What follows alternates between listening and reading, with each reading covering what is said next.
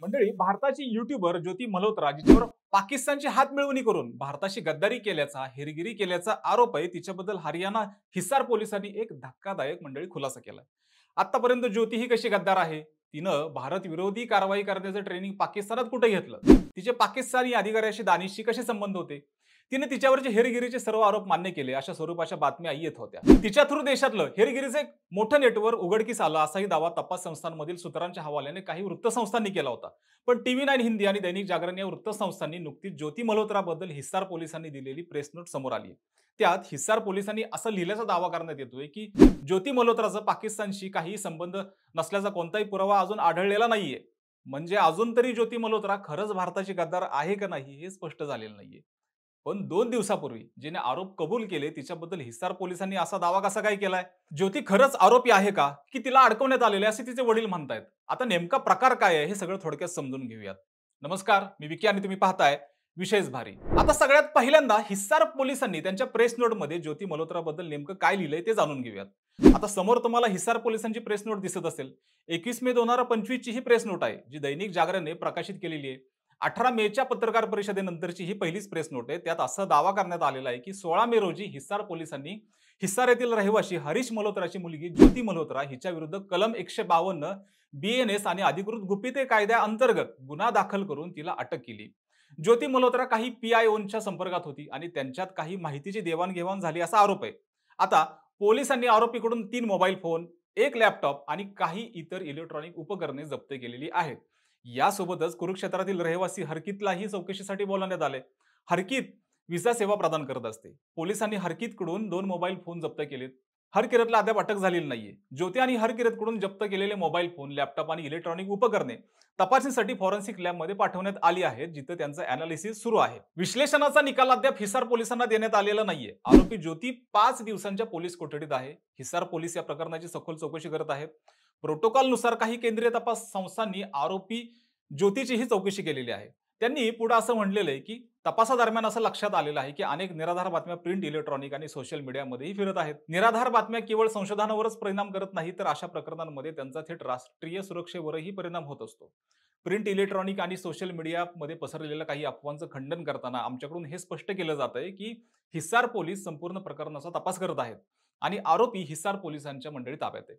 काही केंद्रीय तपास संस्था वेळोवेळी आरोपींची चौकशी करत आहेत, परंतु आरोपीची कोठडी यापैकी कोणत्याही एजन्सीकडे सोपवण्यात आलेली नाहीये. आता आरोपींना कोणत्याही भारतीय लष्करी, संरक्षण किंवा धोरणात्मक माहितीचा प्रवेश माहिती असल्याचे कोणतेही पुरावे अद्याप समोर आलेले नाहीयेत.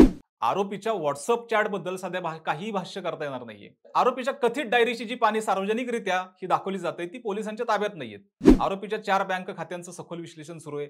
पैशाच्या व्यवहाराबद्दल सध्या कोणत्याही टिप्पणी करता येणार नाहीयेत. आरोपी ज्योती मल्होत्रा काही विशिष्ट व्यक्तींच्या संपर्कात होती हे स्पष्ट झालेलं आहे, कारण त्यांना माहित होतं की ते PIO म्हणजेच पाकिस्तानचे कर्मचारी आहेत. परंतु आतापर्यंत असे कोणतेही तथ्य समोर आलेलं नाही की ज्यामुळे आरोपी कोणत्याही दहशतवादी संघटनेच्या संपर्कात होती हे सिद्ध होऊ शकेल. कोणत्याही दहशतवादी घटनांमध्ये आरोपीच्या सहभागाबद्दल अद्याप कोणतेही तथ्य समोर आलेलं नाहीये. नंबर 7 आरोपीचं कोणत्याही PIOशी लग्न, दुसऱ्या धर्मांतर झाल्याचं कोणतेही तथ्य समोर नाहीये. हे संशोधन राष्ट्रीय सुरक्षेशी संबंधित आहे. सर्व इलेक्ट्रॉनिक, प्रिंट आणि सोशल मीडियांना विनंती आहे, अधिकृत पुष्टीनंतरच स्रोत आणि कल्पनाशक्तीवर आधारित बातम्या प्रसारित करा. मंडळी, एकंदरीत हिसार पोलिसांनी या हाय प्रोफाईल प्रकरणात पारदर्शक तपास सुरू करत असल्याचं सांगितलं जातंय. सर्व आरोपी सध्या पोलिसांच्या ताब्यात आहेत आणि केंद्रीय तपास यंत्रणा सुद्धा तिच्याकडे वेळोवेळी चौकशी करतायत. तिचे सर्व मोबाईल फोन, लॅपटॉप, बँक खाती, तिची सोशल अकाउंट यांची सुरक्षा एजन्सीजनी खोलवर जाऊन तपास त्या सगळ्याचा केलेला आहे आणि अजून तिचा ट्रान्झिट रिमांड कोणीही घेतलेला नाहीये. पोलिसांच्या माहितीनुसार आरोपी ज्योती ही देशातील सैन्य तळ, लष्करी छावण्या, संरक्षण अथवा प्रशासकीय सेवेतील संवेदनशील माहितीपर्यंत पोहोचलेली नाहीये, असे आतापर्यंतच्या चौकशीत हे स्पष्ट झालेलं आहे. तिने अतिसंवेदनशील माहिती पाकला दिल्याचा कुठलाही ठोस पुरावा अद्याप समोर आलेला नाहीये. आता राष्ट्रीय सुरक्षेला धोका होईल असा कोणताही पुरावा मंडळी तिच्याकडून आलेला नाहीये. विशेष म्हणजे गेल्या 2 दिवसांपासून सोशल मीडिया आणि काही वृत्तवाहिन्या दावा करत असलेली ज्योतीच्या डायरीमधील कथित पानं पोलिसांकडे नसल्याचंही समोर आलेलं आहे आणि सध्याच्या तपासावरून आरोपीच्या 4 बँक खात्यांची सखोल चौकशीवर प्रकाश टाकण्यात सुद्धा आलेला आहे. पण सध्याच्या तिच्या बँक खात्यातील कोणताही व्यवहार संशयाच्या फेऱ्यात नाहीये. त्यात संशय घेण्यासारखं असंही काही नाहीये. विशेष म्हणजे 5 दिवसांच्या रिमांड दरम्यान आतापर्यंत केलेल्या तपासात पोलिसांना असे कोणतेही पुरावे सापडले नाहीयेत जे आरोपी कोणत्याही पाकिस्तानी दहशतवादी संघटनेच्या संपर्कात असल्याचं दर्शवू शकतील.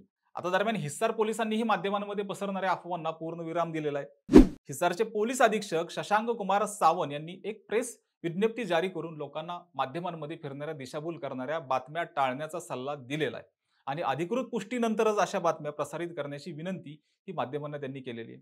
मंडळी, सध्या तरी पोलीस आणि केंद्रीय तपास संस्था ज्योतीच्या प्रवासाचा पॅटर्न समजून घेण्याचा प्रयत्न करतायत आणि तिच्या भेटीनंतर अपलोड केलेल्या व्हिडिओंचा संबंध त्या भागात घडलेल्या दहशतवादी घटनांशी जोडण्याचा प्रयत्न सुद्धा करतायत. इतकाच तपास सुरू आहे. तर हेरगिरीचा आरोप असलेल्या ज्योती मल्होत्राचे वडील हरीश मल्होत्रा यांनी गुरुवारी सांगितलं की त्यांच्याकडे वकिली ठेवण्यासाठी पैसे नव्हते. मला माझ्या मुलीला भेटायला जायचे होते. पोलिसांनी दुपारी 12 वाजण्याची वेळ दिली. दुपारी 12 वाजता कळलं की ज्योतीला पुन्हा रिमाइंडरवर पाठवण्यात आले. आता पोलिसांनी चुकीचा वेळ देऊन मला फसवले. अमर उजालाशी बोलताना त्यांनी सांगितलं की त्यांच्याकडे मोबाईल फोनही नाहीये. ज्योती मल्होत्राला 5 दिवसांचं रिमांड पूर्ण झाल्यानंतर गुरुवारी न्यायालयात हजर करण्यात आलं. यातच पोलिसांनी न्यायालयाला असं सांगितलेलं आहे की आरोपीच्या मोबाईल आणि लॅपटॉपचा फॉरेन्सिक रिपोर्ट अद्याप मिळालेला नाहीये. इतर राज्यातील पोलिसांनीही आमच्याशी संपर्क साधलेला आहे. तपासात पुरावे गोळा करण्यासाठी आम्हाला आणखी 7 दिवसाच्या रिमांडची आवश्यकता आहे. दोन्ही पक्षांचा 40 मिनिटे युक्तिवाद ऐकल्यानंतर दिवाणी न्यायाधीश न्यायदंडाधिकारी सुनील कुमार यांनी ज्योती मल्होत्राला आणखी 4 दिवसाची कोठडी सुनावलेली आहे. न्यायालयात मंडळी एक तपास अधिकाऱ्याने सांगितलं की ज्योती मल्होत्राचा मोबाईल आणि लॅपटॉप मधुबन येथील फॉरेन्सिक लॅबमध्ये तपासासाठी पाठवण्यात आलेला आहे. त्याचा अहवाल अद्याप मिळालेला नाहीये. ज्योती पाकिस्तान ऑपरेटिव्ह एजन्सी POI च्या संपर्कात असल्याचे पुरावे सापडलेले आहेत. त्याच्या मोबाईल आणि लॅपटॉपमधून डेटा मिळाल्यानंतर तपासाचा विस्तार केला जाईल. या डेटावरून ज्योतीने POI सोबत कोणत्याही प्रकारची माहिती शेअर केली हे उघड होईल. एका बाजूला तपास अधिकाऱ्यांचं असं म्हणणं आहे, तर दुसऱ्या बाजूला हिसार पोलीस वेगळंच सांगतायत. त्यामुळे आरोपी ज्योती खरंच गिल्टी आहे का की नाही, हा संभ्रम निर्माण झालेला आहे. दरम्यान ज्योतीच्या वतीने खटला लढण्यासाठी अद्याप कोणत्याही वकिलाची नियुक्ती करण्यात आलेली नाहीये. ज्योतीचे वडील हरीश मल्होत्रा म्हणाले की माझ्याकडे वकील ठेवण्यासाठी पैसे नाहीत.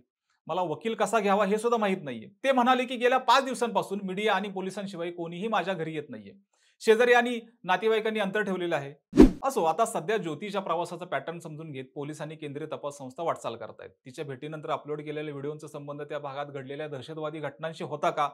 ज्योती ज्या भागात गेली तिथे काही संशयित दहशतवादी पकडले गेले का? किंवा तिथे काही घटना ही मंडळी घडली आहे का? याचा तपास सुरू आहे. बाकी तुम्हाला याबद्दल सगळ्याबद्दल काय वाटतंय? ज्योतीच्या गद्दारीचं गोड बंगाल नेमकं काय असेल?